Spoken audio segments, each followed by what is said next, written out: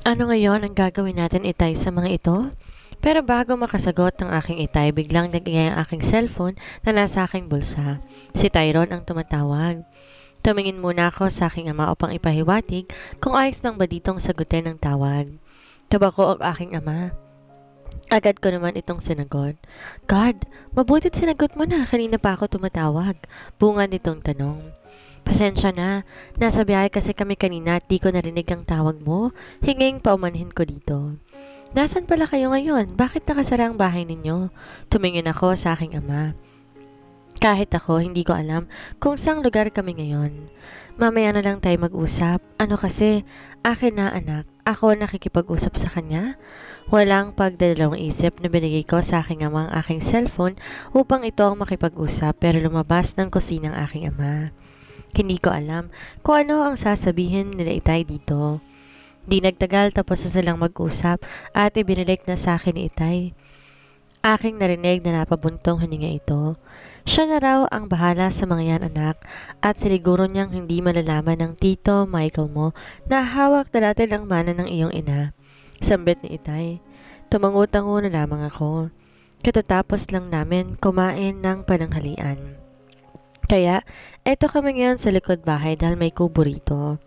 Ilang metro na lamang ang layo mula rito ang dagat. Napaka-presko rin naman ng hangin. At ang tahimik bukod sa ingay lang ng alon, ang naririnig. Nag-enjoy ang aking kambal habang naglalaro sila sa ginagawa nilang castle. Pero biglang lumapit sa akin ang aking panganay habang malungkot ang mukha at parang naiiyak din. Kinalong ko to at niyakap. Hinalikan sa kanyang noo. Mama, Dada? Sambit nito sa mahinang tinig. Napatingin ako sa mukha ng aking anak at nakikita doon ang pagkami sa kanyang ama pero pinaramdam ko sa kanila na kahit wala ang kanilang ama, narito ako sa kanilang tabi at hindi sila iiwan. Anak, nandito naman si mama. Wika ko sa aking anak habang hinahaplos ko ang kanyang pisngi. Gusto ko, Dada. Naiiyak niyang saan? Napabuntong hininga ko. Sinasabi ko na nga ba hahanapin nila ang ama nila? Sulpot ng aking ama sa aking harapan. Habang inaalalayan ng isa ko pang anak na maupo sa upuang kahoy. Tumingin ako sa malayo, parang nandoon ang aking isasagot sa tinuran ng aking ama. Anong gagawin ko, Itay? Tanong ko sa aking ama habang yakap-yakap ko ang isa sa kambal. Pagbigyan mo anak ang mga anak mo. Tulad ng sinabi ko, maghahanap sila ng ama, lalo at nakita nila ito nakasama pa. Tumango na lamang ako sa tinura ng aking ama. Totoo ang sinabi ng aking ama. Kahit anong gawin ko, di ako magiging sapat para sa kanila. Huminga ako ng malalim. Alejandro's POV. Kasalukuyan akong nasa aking opisina habang iniintay ang oras ng meeting namin para sa bagong project na ipapatayo ko sa lugar ng Quezon. Para sa aking mga anak, alam ko, anak ko sila dahil sa lukso ng dugo na aking nararamdaman na makita at mayakap ko sila, pero nagsagawa pa rin ako ng DNA test at hinihintay ko rin ngayon ang resulta dahil dadalhin sa aking opisina ngayon. Hindi na ako makapaghintay pa na muli silang makasama. Hindi ko na nga hahayaan na magkahiwalay kami. Gagawin ko ang lahat para sa kanila. Di naman sana ako aalis kaninang umaga pero importante ang meeting ko ngayon. Kahit malaking binayad ko pang malaman ang impormasyon ng babaeng matagal ko nang hinahanap. Dahil marami ako noon, mas importante ang makuha ko ang nais kong malaman sa dalaga. Damn, I miss her sweet lips.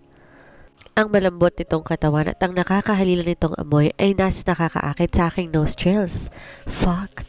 Mukhang tatayo pa ngayon ang kambal ko sa tindi ng pagkasabik ko sa dalaga.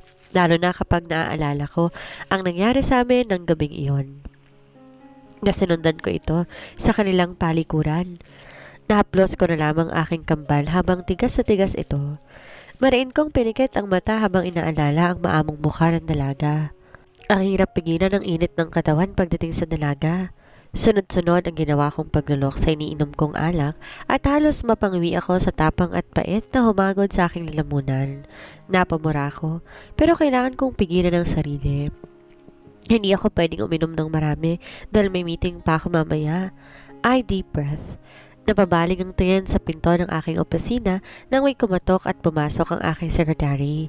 Sir, narito na po si Dr. Jimenez. Papapasukin ko na po ba? Agad akong tumango.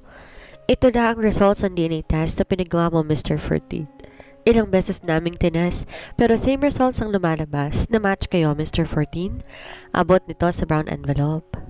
Agad ko naman tong kinuha at tiningnan. 99.9% ang result. Hindi na pwedeng itanggi sa akin ang dalaga ito.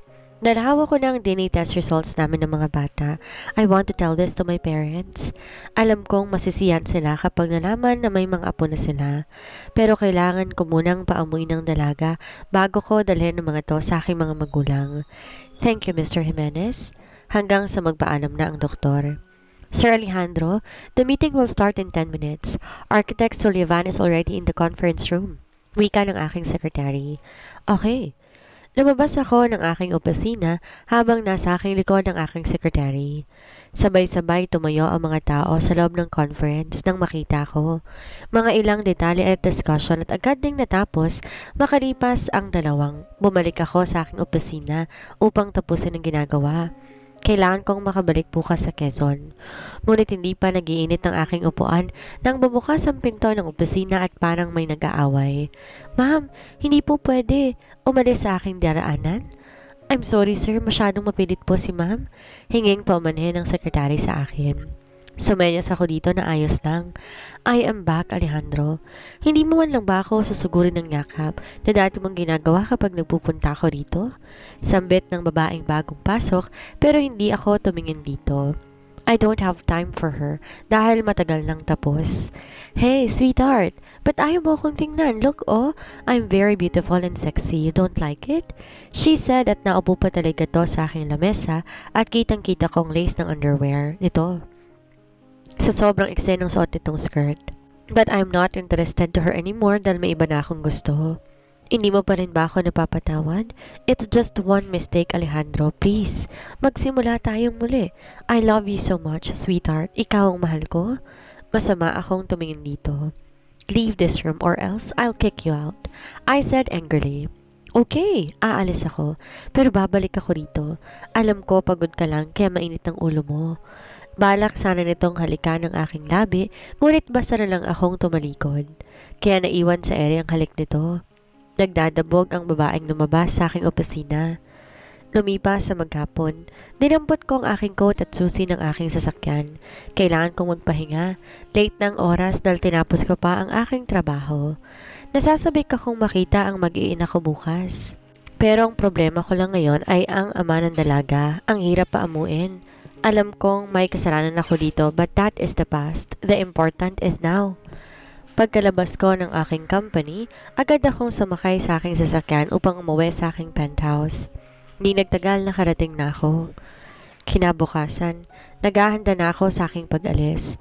I am so excited na makita sila, pero kailangan kong bumili ng pasalubong sa aking mga anak. Maybe flowers na lang sa dalaga?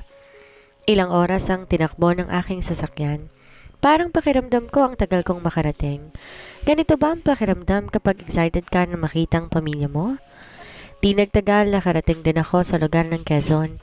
Habang papalapit sa mismong tahanan ng dalaga, biglang bumilis ang tibok ng aking puso.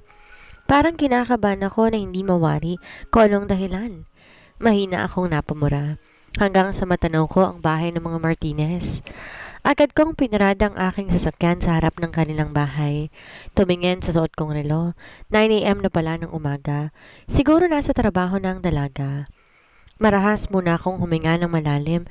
Pagkatapos binitbit ko na ang aking mga pasalubong sa aking mga anak na may ngiti sa aking labi. Sa wakas, wala nang agam-agam sa aking isipan na kung talaga bang anak ko ang kambal. Dala ko na rin ang DNA test na nagpapatunay na anak ko nga sila. Kahit itanggi pa ng dalaga yon ng paulit-ulit, kailangan ko nang isama sa lungsod upang makita na rin ang aking magulang at tumira sa nararapat sa kanila.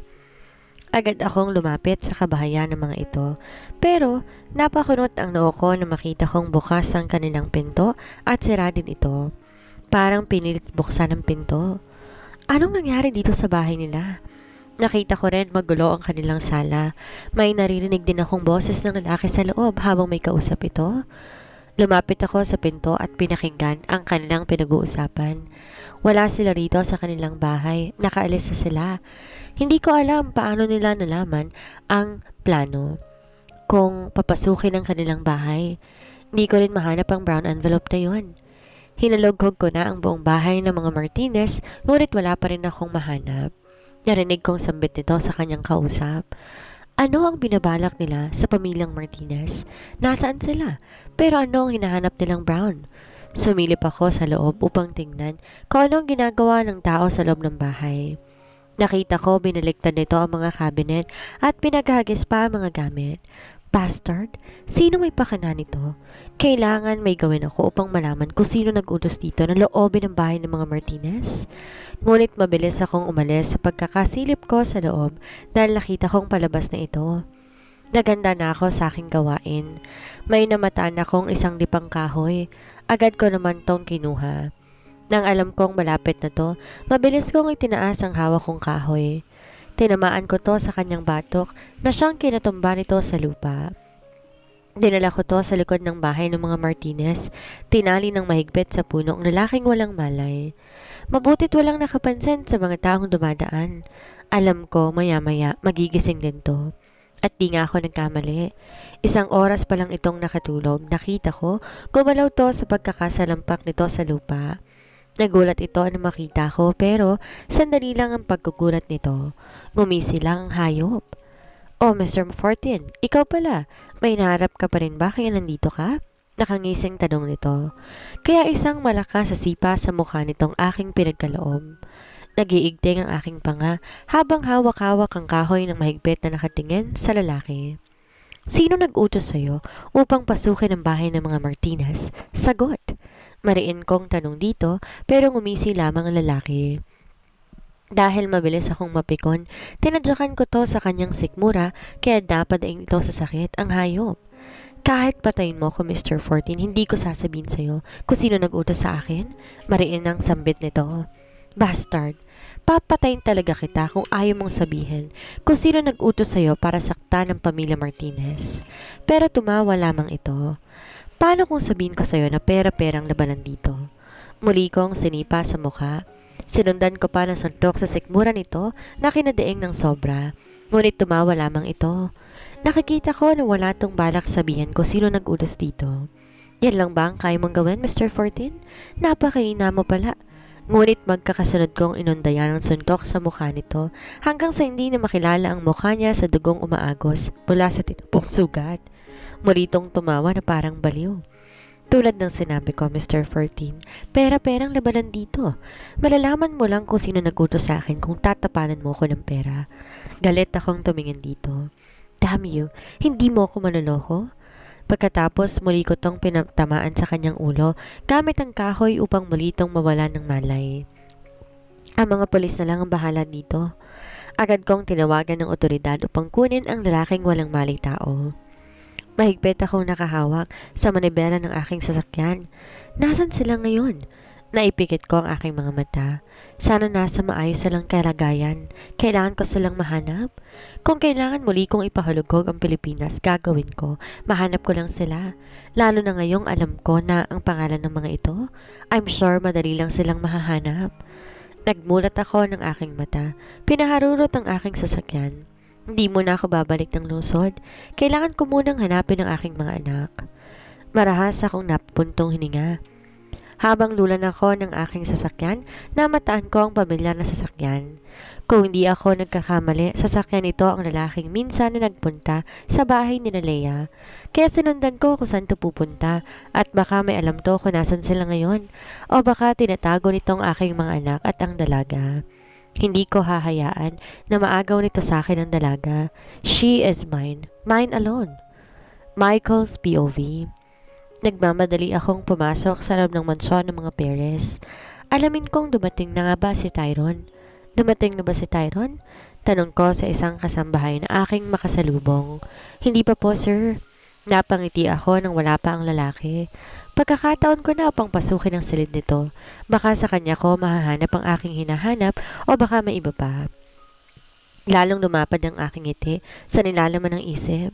Sir, ayos lang po ba kayo? Bakit nakangiti po kayo dyan? Wala naman po ako sa taas, narito po ako sa baba. Sinamaan ko ng tingin ang kasambahay sa sinabi nito. Umalis to sa aking harapan. Nang masigurong walang makakapansin sa akin, agad akong pumanhik papasok sa loob ng silid ni Tyron. Napangiti ako nang dito nakalakang pinto ng silid. Mabilis akong pumasok at agad kong nilak ito, pero narinig kong nag-iingay ang aking cellphone. Agad ko itong sinagot dahil ang inupahan kong magbabantay sa bahay ng aking kapatid ang tumatawag. Hanggang sa marinig ko, wala na raw ang mga ito sa kanilang bahay. Malakas kong sinipa ang glass table dahil sa sobrang galit ko kaya nabasag na ito. Tanga, gago, hanapin mo sila. Hindi maaari na mawala sila sa paningin mo? Hayop! Malakas kong sigaw. Mabuti na nga lamang soundproof ang silid ni Tyron kaya hindi nila maririnig ang aking sigaw. Nanggigigil ako sa hayop kong kapatid dahil naisahan na naman ako nito. Naisahan mo man ako ngayon, sa susunod hindi na. Titiyakin ko lahat ng meron sa'yo, kukunin ko. Magkakasunod akong napahinga ng malalim. Habang nakasalampak ako dito sa damuhan at malalim na nag-iisip. Napatingin ako sa sikat ng araw na unti-unting lumulubog. Mabuti pa ang araw, tahimik nang itong sumisikat. Araw-araw at lulubog naman pagdating ng hapon. Hindi tulad namin na nagtatago sa mga taong sakim.